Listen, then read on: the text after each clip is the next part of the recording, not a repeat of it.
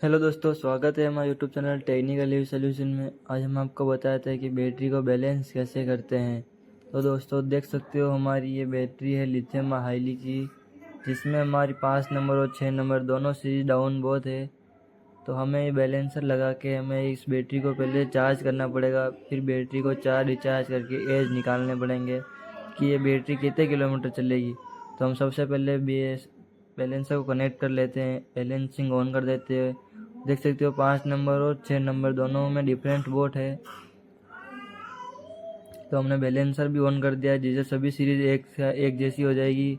और 5 नंबर और 6 number series हमारी 10 एम्पियर से चार्ज हो रही है, जो कि हमारे 10 से 15 मिनट में चार्ज हो जाएगी। तो हम आपको अधिक जानकारी के लिए बता देते हैं कि बैटरी संबंधित, मोटर संबंधित, कंट्रोलर, चार्जर संबंधित हर कार्य किया जाता है। ऊपर दिए गए स्क्रीन नंबर पर कॉल कर सकते हो आप। ओनली फॉर मैसेज करें। धन्यवाद।